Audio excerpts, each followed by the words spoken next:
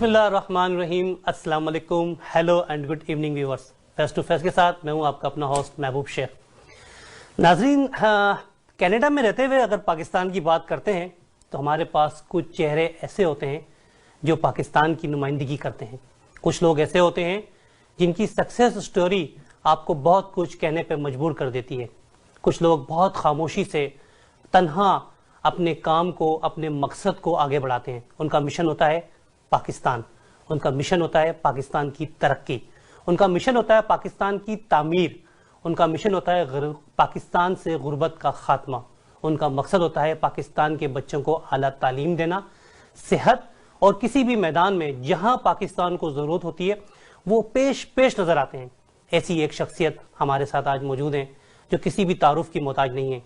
अगर हम कनाडा के अंदर जिक्र करें तो वो चंद उन लोगों में उनका शुमार होता है जो बहुत खामोशी से अपना अहम रोल प्ले करते हुए जा रहे हैं। उन्होंने जिस मैदान में कदम रखा, अल्लाह रब्बुल इज़्ज़त ने उनको कामयाबी अता फरमाई। बतौर बिजनेसमैन वो टायर और कंस्ट्रक्शन इंडस्ट्री से वाबस्ता हैं, लेकिन एज ए फिलंथ्रोपिस्ट देखा जाए तो कोई भी प्रोग्राम हो उनके बगैर अधूरा है। चाहे हुनर का हो, TCF का हो, इंडस का हो, सीना का हो, मैं किन किन इदारों का नाम लूँ जो यहाँ पर बैठ के पाकिस्तान के लिए फंड रेजिंग के प्रोग्राम करते हैं। और जब नाम आता है तो हमारे सामने एक ही नाम आता है, वन एंड ओनली अजीज राकला साहब। अजीज राकला साहब, welcome to our studio Toronto 360 TV. बहुत शुक्रिया महबूब अली शेख साहब, आपने मुझे आज ये मौका दिया और मैं टोरंटो 360 टीवी का भी बहुत शुक्रगुजार हूँ। और आपके साथ बात करने में मुझे इसलिए ज़्यादा मज़ा आएगा कि आप पाकिस्तान में बहुत ज़्यादा रहें। लास्ट 5 साल से आप यहाँ हैं, मगर इन 5 सालों में भी आप वहाँ जाते रहते हैं and you are very much aware of what's happening, इस वक्त पाकिस्तान में क्या हो रहा है। और आप सब वहाँ आजकल के भी जो हमारे जो भी लीडर्स हैं उनसे मिलते रहते हैं मुसलसल, तो आप मेरी बात सही तरह से उन तक पहुँचा सकेंगे। बहुत शुक्रिया। अजीज राकला साहब पाकिस्तान के बारे में बड़े फिक्रमंद रहते हैं और उनको नई हुकूमत इमरान खान की गवर्नमेंट जब से आई है उनको ऐसा लग रहा है कि जब सूरज तुलू होगा तो उसकी किरणें जो है वो नजर आएंगी। और इसी तरह ये कहते हैं कि पाकिस्तान तरक्की की जानिब गामजन है। लेकिन कुछ ऐसे इदारे हैं जिनमें वो चाहते हैं कि बेहतरी की बड़ी गुंजाइश मौजूद है। मैं अजीज राकला साहब के बारे में एक बात जरूर कहना चाहूंगा कि उन्होंने जिस चीज में हाथ डाला है अल्लाह रब्बुल इज़्ज़त ने उन्हें कामयाबी दी है। अगर वो पाकिस्तान के किसी इदारे में एज ए बतौर चेयरमैन या हेड या सरपरस्ती कर लें तो वो इदारा यकीनन तरक्की की जानिब गामजन होगा।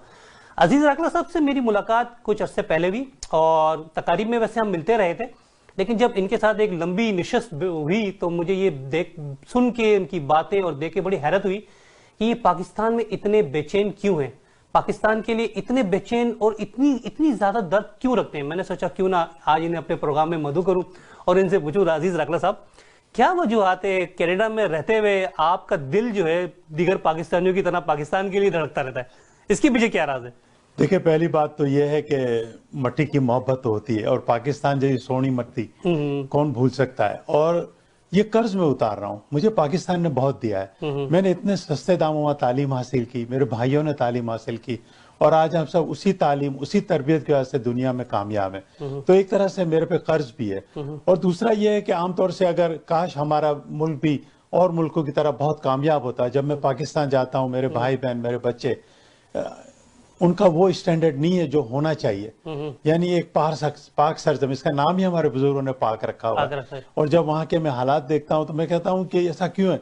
और मुझे ज्यादा तकलीफ इसलिए होती है कि हम इसे ठीक कर सकते हैं। और इस वक्त अल्लाह के करम से बहुत ही अच्छा हमें लीडर मिल गया है। वो गवर्नमेंट आ गई जो लोगों की बातें सुन रही है, वो गवर्नमेंट आ गई है जो मुल्क के लिए काम करना आता है उनको आगे बुला रहे हैं। तो मैं समझता हूँ कि मेरे में वो सलाहियत भी है, मेरे में वो जज्बा भी है, मोहब्बत भी है, तालीम भी है, जिसके जरिए मैं पाकिस्तान को कनाडा जितना माला माल कर सकता हूँ। अच्छा, मैं मुख्तसर तारुफ आपका कराता चलूँ, हमारी जो व्यूवर्स हैं उनको बताऊं कि अजीज राकला साहब ने तकरीबन 100 करोड़ रुपए से जायद अब तक जो है वो पाकिस्तान में मुख्तलिफ शोबों के अंदर इन्वेस्ट करें, यानी भिजवाएं, मदद की है पाकिस्तान की। उसके अलावा TCF उसके पास जो है वो प्रेसिडेंट भी रह चुके हैं, सीना एक बहुत बड़ा इदारा है उससे वाबस्ता है, बिजनेसमैन है, रियल एस्टेट से उनका, कंस्ट्रक्शन से ताल्लुक है उनका, हुनर फाउंडेशन के he is one of the director हैं अजीज राकला साहब। यही नहीं, अजीज राकला साहब की अगर जिंदगी के ऊपर नजर दौड़ाई जाए तो कौन सा अवार्ड है या कौन सी शख्सियत है जिनसे उनकी मुलाकात नहीं हुई? प्राइम मिनिस्टर इमरान खान साहब हों, प्रेसिडेंट डॉक्टर आरिफ अलवी साहब हों, سینیٹر فیصل جاوید صاحب ہوں یا ہمارے اسد صاحب ہوں جو ہمارے فوراً جو ہے وہ سابق جو ہے وہ منسٹر آف کامرس بھی رہ چکے ہیں، کون سی ایسی شخصیت ہے، کونسلر جنرل ہمارے یہاں کے، یا ابھی ریسنٹلی فواد چودھری صاحب آئے تھے وہ بھی ان سے بہت اچھی طرح واقف ہیں؟ عزیز راکھنا صاحب، ماشاءاللہ اتنی آپ کی جو ہے وہ لوگوں کے ساتھ انوائرمنٹ ہے، آپ وابستہ ہیں لوگوں کے ساتھ، اور آپ اپنا موقف جو آپ نے پیش کیا ہے کہ کاروبار کے آپ نے بتایا کہ یہ اصول ہیں، اور اگر آپ نے روزگار حاصل کرنا ہے تو یہ اصول ہیں، اگر ان اصولوں کو اپنا لیا جائے تو آپ سمجھتے ہیں پاکستان کامیاب ہو جائے گا؟ دیکھیں، میں جو بھی پاکستان پیسے بھیجیں کوئی انویسٹمنٹ نہیں کیا، صرف وہاں لوگوں کی مدد کرنے کے لیے بھیجیں۔ دوسری بات یہ ہے کہ میں 3 ملکوں میں بڑا ہوں۔ میں پاکستان میں نوکری بھی کی ہے، کاروبار کیا ہے، سعودی عرب میں بھی نوکری کاروبار کیا ہے، اور کینیڈا کے 30 سال سے کاروبار کر رہا ہوں۔ اور میں نے کچھ اپنے اصول بنائے ہیں، وہ اصول ہر جگہ کامیاب ہے۔ یعنی وہاں بھی میں 1 سال میں مجھے ایبٹ لیبارٹری نے 4 پروموشن دیے تھے، کامران مرزا صاحب اب تک حیات ہے، انہوں نے دیے تھے۔ اس طرح سے وہاں میں نے شپ بریکنگ کی، اس میں بھی میں نے بڑی کامیابی سے کی پاکستان کے اندر۔ پھر سعودی عرب کے اندر پروموشن ہی ہوتے رہے نوکری، پھر میں ورکنگ پارٹنر بن گیا، وہاں بھی بڑی کام، اور یہاں کینیڈا کے بھی اللہ کا بڑا کرم ہے۔ یعنی 2 کام کیے، ٹائر کا کام کیے، اس میں اب بھی ہمارے یعنی پورے کینیڈا کی ہر دکان میں ہمارے ٹائر پہنچے ہوئے ہیں، اور ریئل اسٹیٹ میں بھی اللہ کا بڑا کرم ہے۔ تو میں یہ کہتا ہوں، اب آپ نے شخصیتوں کی بات کی تو میں سب سے مل چکا ہوں، اور آج کل تو میں بہت ہی ملتا ہوں، اور میں سب کو جا کے کہہ رہا ہوں کہ آپ میں جس ڈپارٹمنٹ، پہلے فردوس نقوی صاحب ہمارے اپوزیشن لیڈر، ان کے ساتھ مل کے میں نے ٹرانسپورٹیشن کی اسٹڈی بنائی۔ ٹھیک ہے، پہلے تو میں الیکشن سے پہلے کی بات کر لیتا ہوں۔ میں نے 2011 میں خان صاحب سے آدھا دن ملاقات کی، اور انہوں نے کہا تھا میڈیا سینٹر مجھے بنا کے دو تاکہ انفارمیشن پی ٹی آئی کو ملتے رہے، تو میں نے 2 میڈیا سینٹر بنائے۔ پھر جب 2018 کے الیکشن ہوئے تو میں الیکشن سے 2 مہینے پہلے پہنچ گیا، میں نے مسجدوں میں جا کے فلائر بانٹے، اور میں نے 4 لوگوں کے لیے کیمپین کیا۔ خان صاحب کے لیے 241 نمبر کراچی سے، فردوس نقوی صاحب کے لیے، عارف الوی صاحب کے لیے، اور عمران اسماعیل صاحب کے لیے، اور چاروں 4 ماشاءاللہ کامیاب ہو گئے۔ میں نے ان کے ساتھ فزیکلی بھی مدد کی، اور جو بھی فائنینشیل ضرورت ہوتی ہے، پیمپلیٹ چھپوانے ہے، یہ ہے، آفس کا خرچہ ہے، وہ سارے میں نے کیے۔ اس کے بعد اب میں پھر سب لوگوں سے ملنا، چلو ہمارے حکومت آ گئی، اب ایسے لوگ آ گئے جو کام کرنا چاہتے ہیں، جو ملک کو بدلنا چاہتے ہیں، جو نیا پاکستان بنانا چاہتے ہیں۔ پھر میں نے سب سے ملنا شروع کر دیا، اور میں نے پہلے ٹرانسپورٹیشن تو بولا ابھی پیسوں کی کمی ہے، یا دوسری گورنمنٹ ہے، ہم کچھ نہیں کر سکتے۔ پھر جب میں ٹوریزم میں گیا، میں نے رپورٹ بنا کے دی، وہاں بھی یہی سوال آیا۔ تو جس ڈپارٹمنٹ، ڈاکٹر عاشق عوان کے ساتھ میں نے 3 دن گزارے، ان کے گاؤں بھی میں گیا، جہاں جاتا ہوں لوگ پیسے مانگتے ہیں، کہتے ہیں یا تو آپ ڈونیشن کریں یا انویسٹر لائیں۔ تو پھر میں نے سوچا کہ پیسہ تو پاکستان پیسے سے بھرا ہوا ہے، پاکستان سے زیادہ کوئی امیر ملک ہے نہیں۔ اگر جب میں پاکستان اور کینیڈا کو کمپیئر کرتا ہوں تو پاکستان کو تو زیادہ امیر ہونا چاہیے۔ کینیڈا میں تو ہمارے 6 مہینے برف پڑتی رہتی ہے، پھر بھی دیکھیں دنیا کا سب سے امیر ملک ہے۔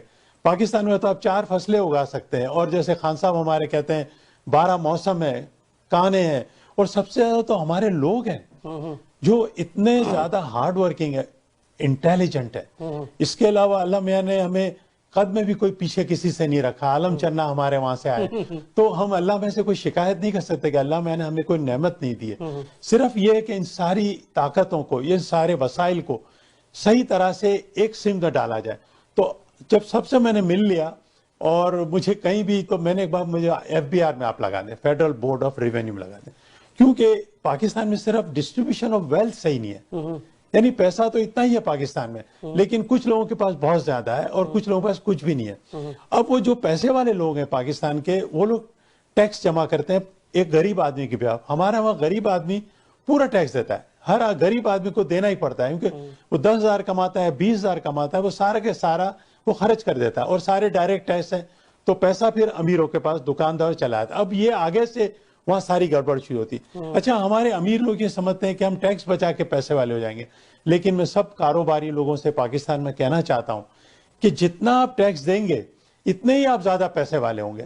جیسے مثال طور پہ اگر سپوز کریں آپ جب حکومت کو ٹیکس دیتے ہیں، حکومت ایماندار ہے آگے سے جو ہے اس وقت، وہ عوام پیسہ خرچ کریے، عوام جا کے پھر دکانوں میں سیدھے پہنچتے ہیں پیسے لے کے، تو امیر لوگ اور امیر ہوتے ہیں۔ آپ ایک اندازہ لگائیں کہ ہماری 200 ملین کی آبادی ہے، کینیڈا کی 36 ملین کی آبادی، کینیڈا میں اس وقت 45 بلینر ہیں، جبکہ پاکستان میں گنتی سے ہم 10 بھی نہیں گن سکتے۔ تو اتنی بڑی آبادی میں اتنا سارا پیسہ جمع ہوتا ہے، اور ہماری سڑکیں دیکھیں، یعنی اگر آپ مجھے FBR کا چیئرمین یا مجھے ٹیکس کلیکشن میں لگا دیتے ہیں تو میں سارے لوگوں سے کہنا چاہتا ہوں کہ میں 2 سال میں ہمارا ٹیکس کلیکشن 50% بڑھا دوں گا. اور بیفور عمران صاحب کی ابھی 3-3.5 سے باقی ہے, میں 4 گنا ٹیکس کلیکشن کرتا ہوں.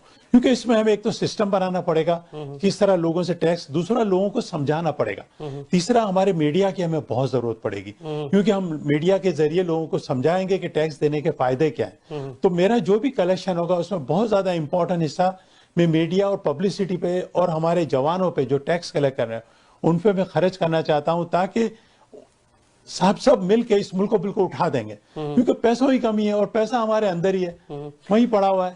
پرائم منسٹر صاحب ریاست مدینہ کی بات کرتے ہیں کہ ریاست مدینہ, جی ہاں, جی تو وہ تو ایک ظاہر ایک ذریعہ ہے پاکستان کی ترقی کے لیے. آپ کیا سمجھتے ہیں اس بارے میں؟ دیکھیں, اس سے اچھی میں تو کہتا ہوں کہ ہمارے پرائم منسٹر صاحب نے مجھے رسول اللہ صلی اللہ علیہ وسلم کی پہچان کرا دی ہے.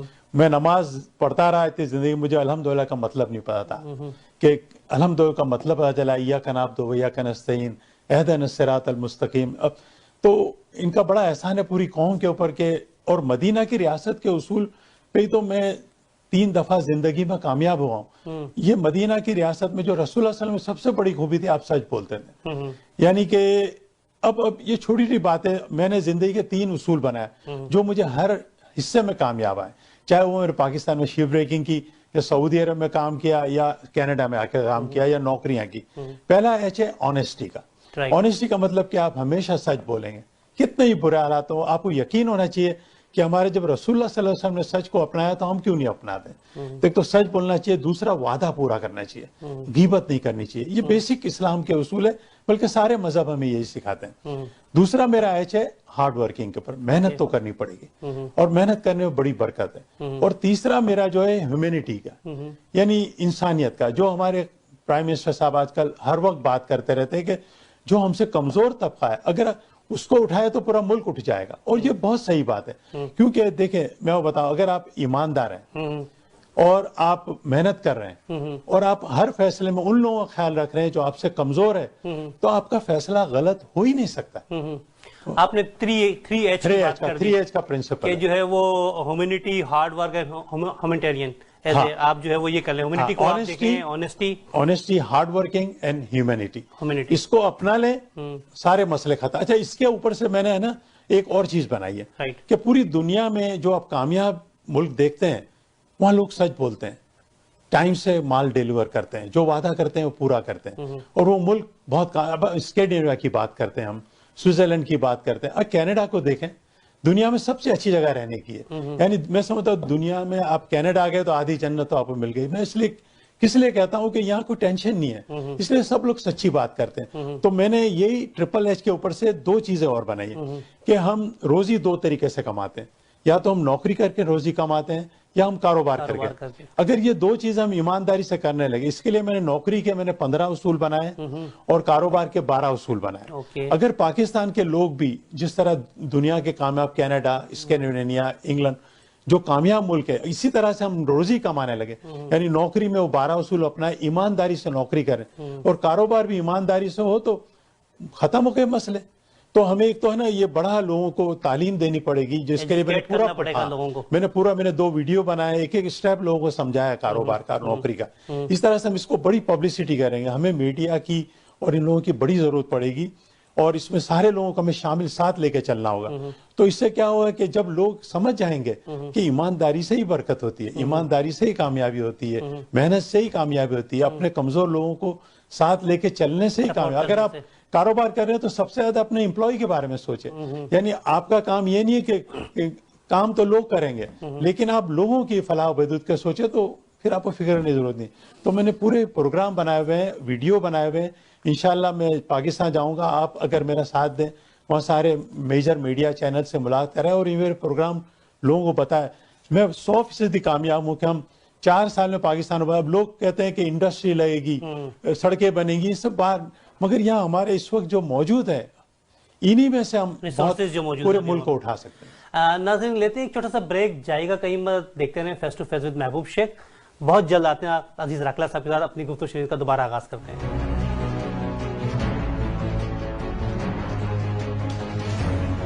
محبوب شیخ ہمارے ساتھ موجود ہیں, عزیز راکلہ صاحب. عزیز راکلا صاحب نے کہا کہ ہمارے پاس جو وسائل موجود ہیں انہی کو بروئے کار لا کے ہمیں ترقی کا سفر طے کرنا ہے، ہمیں انڈسٹری لگانی ہے، ہمیں انفراسٹرکچر لگانا ہے، یہ بات کی بات ہے۔ ابھی ہمیں فوری طور پہ کن چیلنجز کا سامنا ہے، کن مسائل کا سامنا ہے، ہم عزیز راکلا صاحب سے معلوم کریں۔ عزیز راکلا صاحب، پاکستان سے آپ کی بڑی گہری وابستگی ہے، آپ ہمیں یہ بتائیں گے کہ آپ پاکستان سے کینیڈا کب آئے؟ دیکھیں میرا سفر تو بڑا لمبا ہے، میں پہلے بچپن تھوڑا سا شارٹ میں تو میں بالکل چیریٹیبل ادارے میں پڑھا ہوں، رستم جی پیسم جی اسکول ہوتا تھا وہاں پڑھا، پھر سندھ مدرسۃ الاسلام میں پڑھا، پھر میں نے سندھ مدرسۃ الاسلام میں آپ کون سے ایئر میں تھے؟ میں تھا وہاں، میں نے شروع کیا تھا 58 سے 64 تک، جب میں نے میٹرک پاس کیا۔ میں نے بھی تعلیم وہیں سے حاصل کی ہے۔ کیا بات ہے، بڑا زبردست، یہ ہمارا گورنمنٹ ادارہ تھا، بہت شاندار تھا۔ پھر وہاں سے میں نے دن میں کام کیا اور رات کو میں نے بی کام کیا، اس طرح دن میں کام کر کے میں نے رات کو جس کو ICWA کیا، جس کو آج چارٹرڈ مینجمنٹ اکاؤنٹنسی کہتے ہیں، اور میں نے نوکریاں کی، پاکستان کیبل میں کام کیا، بڑے پروموشن ہوئے، ایبل لیبورٹریز میں 2 سال میں انہوں نے مجھے 4 پروموشن دیے۔ اس کے بعد میں 76 میں سعودی عرب چلا گیا، سعودی چلا گیا، وہاں 5 سال نوکری کی، پھر پیسے لے کے پھر پاکستان آیا اور شپ بریکنگ کی 1981 میں، اور وہ ایسا وقت تھا کہ ساری مارکیٹ گری ہوئی تھی، لیکن میں اپنے اصول ایمانداری سے کام کیا، وہ بڑا کامیاب رہا شپ بریکنگ میں۔ پھر میں واپس کینیڈا گیا کیونکہ میرے پہ اور بھی ذمہ داریاں تھیں۔ پھر میں کینیڈا سے سعودی عرب سے 1991 میں کینیڈا آ گیا، اور کینیڈا آ کے پہلے 3 سال بڑی اسٹرگل کی۔ جو نئے لوگ آ رہے ہیں اٹس ناٹ ایزی، مگر آپ آ کے یہاں کا کلچر سمجھ جائیں، یہاں کے اصول اپنا لیں، سچ بولنا شروع کر دیں، ایمانداری کرنا شروع کر دیں، محنت کرنا شروع کر دیں، اور یہاں کے جو چیریٹیز اس میں شامل ہوتے ہیں تو بڑی برکت ہوتی ہے اور بہت جلدی کام ہے۔ اور دین آئی نیور لک بیک۔ پھر جب پیسے آ گئے تو پھر میں نے پاکستان جا کے TCF کے ساتھ مل کے 16 اسکول بنائے، جن کو میں اب تک ان کا خرچہ بھی اٹھا رہا ہوں۔ پھر سینا کے ساتھ مل کر وہاں لیبورٹری بنائی، ان کا جو کلینک ہے وہ بنایا، اور وہاں 3000 مریضوں کا علاج ہوتا ہے، وہ بھی میں ہر مہینے ان کا خرچہ بھی جاتا ہوں۔ پھر کینیڈا کے اندر میں YMCA میں جاتا تھا سوئمنگ کرنے، اور ان کا بھی ایک پروگرام تھا جہاں بچے نوکری کے لیے آتے تھے، تو اگر آپ نوکری میں ایسے ہی جائیں گے تو آپ کو میکڈونلڈ کی نوکری $10-12 کی ملے گی، لیکن اس بچے کو اگر آپ کوئی ہنر سکھا دیتے ہیں، اس کو آپ کارپینٹر سکھا دیتے ہیں، یا اس زمانے میں MS DOS ہوتا تھا کمپیوٹر، وہی بچے کو $20-22 کی نوکری۔ تو میں نے YMCA کو یہ بچے اڈاپٹ کرنے شروع کیا، میں نے جتنے بچے آتے ہیں سب کو میں خرچہ دوں، تو YMCA نے اس کے لیے میرے لیے کہانی بھی لکھی ہے، انہوں نے 12 کینیڈین کی کہانی لکھی، اس میں ایک میری بھی لکھی۔ اس کے بعد یہ ہماری جو 60ویں سالگرہ تھی کوئین ایلزابتھ کی، اور جب انڈونیشیا میں سونامی آئی، جب بھی میں نے ہماری اونٹیریو گورنمنٹ کے ساتھ مل کے جو مجھ سے ہو سکتا تھا وہ میں نے کیا، تو ان ساری کینیڈا کی بھی خدمات کے لیے مجھے ان کی 60ویں سالگرہ پہ سٹیزن کینیڈا کا کوئین ایلزابتھ سے ایوارڈ ملا۔ اور اس وقت بھی جب 150ویں سالگرہ ہوئی تو ہماری ایک سینیٹر صاحبہ ہیں سلمیٰ عطا اللہ جان، انہوں نے ایک ہی پاکستانی کو پروموٹ کیا، تو جو 150 کینیڈین کو ایوارڈ ملے اس میں ایک مجھے بھی ملا۔ تو ایوارڈ کافی ملے ہیں، یہ ساری چیزیں، مگر اس وقت ایک ہی ہے کہ ہمارا ملک کو ہم اٹھا سکتے ہیں، اور اگر مجھے FBR میں لگا دیا جائے، میں سارے خان صاحب ہر وقت کہتے رہتے ہیں میرا پیسہ ہوتا تو میں یہ کروں، خان صاحب کو میں کہنا چاہتا ہوں آپ سمجھتے تمام مسائل کا حل جو ہے وہ FBR کے اندر موجود ہے؟ ہمارا جو کیش کلیکشن ہے، اگر آپ دنیا کے جتنے ملک دیکھیں، میں نے کینیڈا کا یہ پورا ٹیکس کا میں نے سسٹم اسٹڈی کیا ہے، کس طرح کام ہو رہا ہے۔ بھئی لوگ ایک گلے میں پیسے ڈالتے ہیں، اس میں سے خرچ کرتے ہیں، اگر وہ گلے میں پیسے نہیں ڈالیں گے آپ لوگ، جو آپ رکھ لیتے ہیں اپنے پاس، اور آپ دیکھیں کہ اب میں کراچی اور اسلام آباد لاہور جاتا ہوں، میں 150-200 روپے میں ڈھابے بیٹھ کے پورا کھانا کھا لیتا ہوں، 2 قسم میں سالن، چائے، سب کچھ، اور آپ کسی ریسٹورینٹ چلے آئیں 6000 روپے میں کھانا کھاتے ہیں 2-3 لوگ مل کے۔ اتنا فرق کیوں ہے؟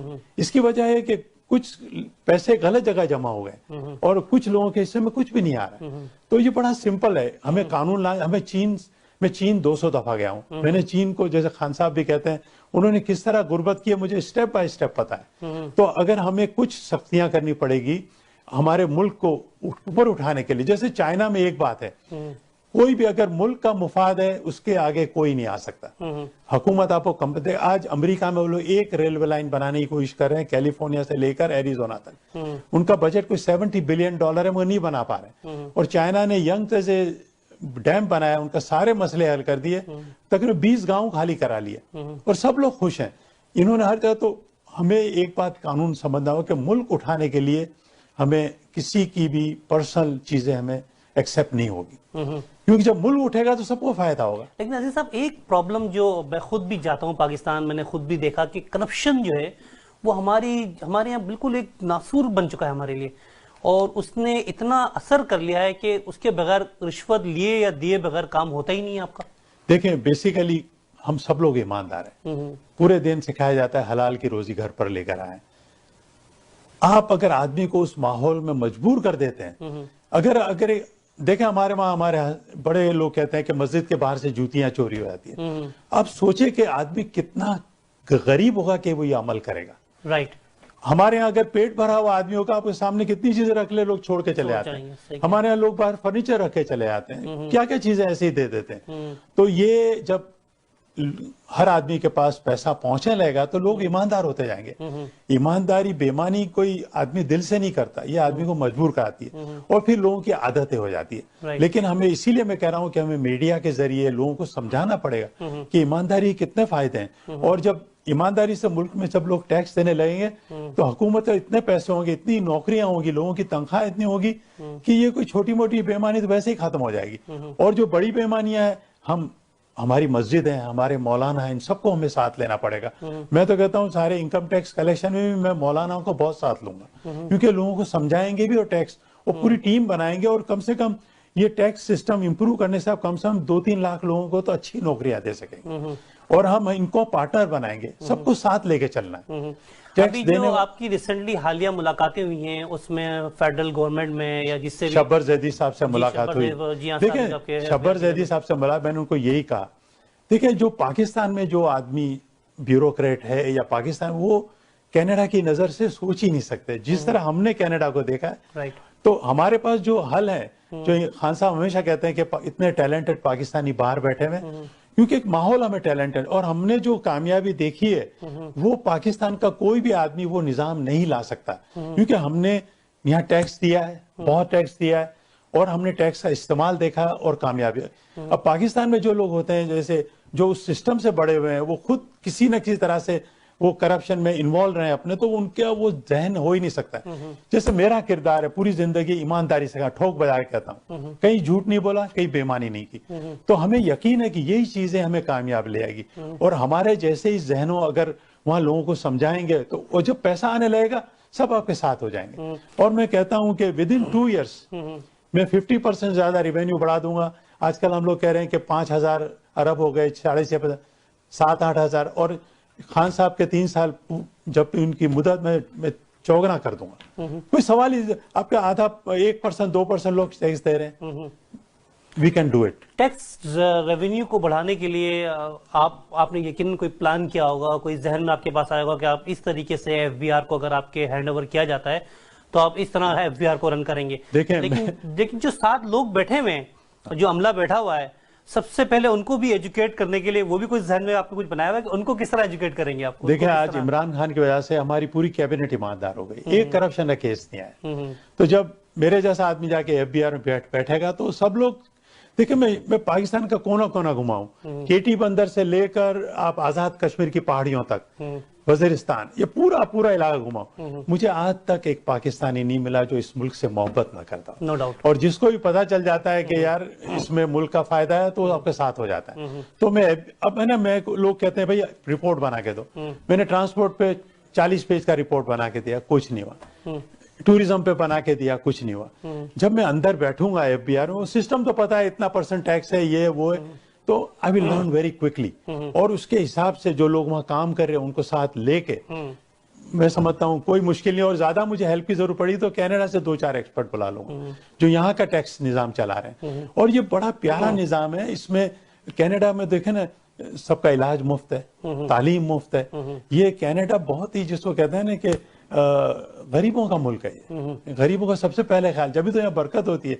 और रसूलुल्लाह की मदीना की रियासत में बरकत हुई। और खान साहब हमेशा कहते रहते हैं जिस मुल्क में एहसास होगा वहाँ अल्लाह मियाँ की नेमतें उतरती। फौरी तौर पे प्राइम मिनिस्टर इमरान खान साहब को आप क्या समझते हैं, कौन से इकदाम करने चाहिए जिससे पाकिस्तान, इस वक्त आप समझते हैं पाकिस्तान, सबसे पहले तो ये मैं आपसे बोलूं कि पाकिस्तान राइट डायरेक्शन में जा रहा है? बिल्कुल सही जा रहा है, सही जा रहा है। आप इमरान खान की गवर्नमेंट से सेटिस्फाई हैं? 150% मुत्तफिक हूं हर फैसले से। आप खान साहब को फौरी तौर पे कौन से इकदाम करने चाहिए जिससे मुल्क ترقی کی جانب گامزن ہو جائے؟ دیکھیں میں بہت سارے منسٹر سے ملا ہوں، سب کے پاس پیسوں کی کمی ہے. خان صاحب بھی اکثر تقریروں میں کہتے ہیں کہ میں نے آج 50 لاکھ لوگوں پنجاب میں نے ہیلتھ کارڈ دے دیا، اگر پیسے ہوتے تو ہم اور بھی دے دیتے. اس طرح سے اور علاقوں میں تو ہر جگہ بات یہ آ کے کہ پیسہ نہیں ہے. پھر آپ جاتے ہیں تو بولا ڈونر لے آؤ یا انویسٹر لے آؤ. تو میں کہتا ہوں کہ میں آپ کی پیسے بنانے کی مشین بن جاؤں گا. رائٹ. میں سارے ڈپارٹمنٹ کو اتنا پیسہ دوں گا، یا ہمارے کونسلر جنرل کو بھی، یہاں ان کو بھی بڑے بڑے کام کرنے ہیں. جو بھی ہمارے فورن منسٹری ہے یہ بھی بڑے کام کرنے چاہتی ہے. آج کیا ہے، کینیڈا وہاں سے کہتے ہیں ہم پاکستان کو اتنی لون دے رہے ہیں، افریقہ کو اتنی لون دے رہے ہیں، اس کی اتنی لون ہم دیں گے. چونکہ ایک نظام پیسہ تو ہے، کیونکہ ہمارے وہاں آپ دیکھیں کہ 10-10 20-20 کروڑ کینیڈا سے خوبصورت گھر ہیں اور ہم سے زیادہ تعداد میں اتنے بڑے بڑے گھر جتنے وہاں ہیں. تو پیسہ تو ہے وہاں، صرف ہمیں پیسے کو اسٹریم لائن کرنا ہے اور اس کو بانٹنا ہے لوگوں میں، اور جو پیسہ جو دے رہے ہیں ان کا سب سے زیادہ فائدہ ہو. سب کو سمجھانا ہے. اور میں خان صاحب کو کہتا ہوں جو کر رہے ہیں آپ کو سب ڈپارٹمنٹ میں پیسوں کی ضرورت ہے، وہ میں لا کے دوں گا. اور وہیں پیسہ پڑا ہوا ہے. آپ کا کہنا یہ کہ مین ایشو جو ہے وہ فائنینشلی طور پہ Pakistan tax collection is the main issue. اگر ٹیکس کلیکشن کو صحیح کر دیا جائے پیسہ ہی پیسہ ہے تو پیسہ ہر ادارے کے پاس موجود ہوگا، اس سے کرپشن بھی ختم ہو جائے گی اور لوگوں میں غربت کا عنصر جو ہے وہ بھی ختم ہوگا. گورنمنٹ آئے گا، گورنمنٹ عمران خان سے آتے ہی وہ خرچنا شروع کر دیتے ہیں. تو عوام کے اوپر جب خرچ ہوگا تو عوام کی صورتحال بھی جو ہے بھائی جب عوام پیسہ خرچ ہوگا وہی پیسہ بازاروں میں جا کے خرچیں گے، اس پہ اور وہ ٹیکس ہوگا.